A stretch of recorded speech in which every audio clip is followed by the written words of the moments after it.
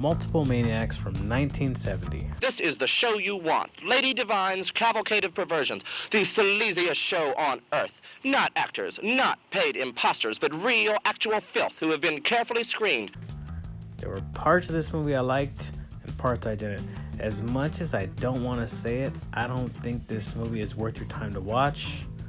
But the movie was released when John Waters was only 24, and I liked it enough to check out some of his other films. Written and directed by John Waters, this movie stars Divine and is typically categorized as crime, cult, black and white. Is black and white even a genre? Multiple Maniacs is about a maniac that gets pleasure from killing people.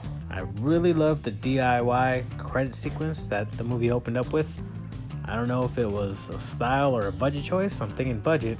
And that's exciting to think that someone went out there and made a feature film without even having enough money to do a digital credit sequence. The music's cool too. It seemed way too cool for a movie with no budget, and I wonder how they got it.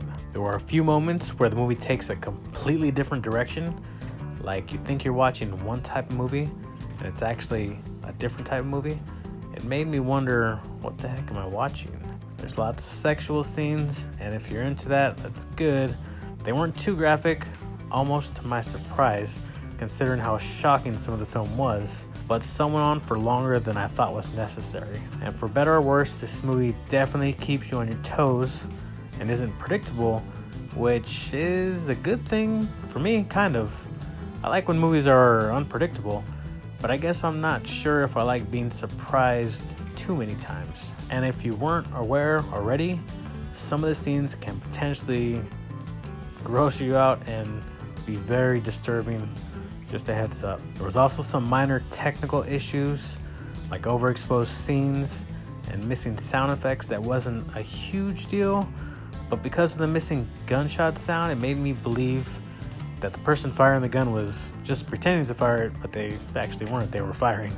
Story-wise, aside from the intentional logic issues, which I didn't mind, there was also some unintentional logic issues.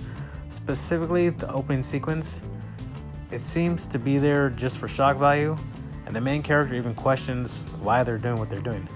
Another logic issue is with the character and how a relationship develops too fast, in my opinion, which obviously happens to move the plot forward. And the acting ain't the greatest, but they also weren't given the best dialogue to perform either. Some of the scenes feel like the characters are just reading their lines and waiting for their turn to speak. There were also lines where it seems like the actor clearly messes up, but they got kept in the movie somehow. And I felt like some of the scenes were much longer than they needed to be. They drag on and get boring.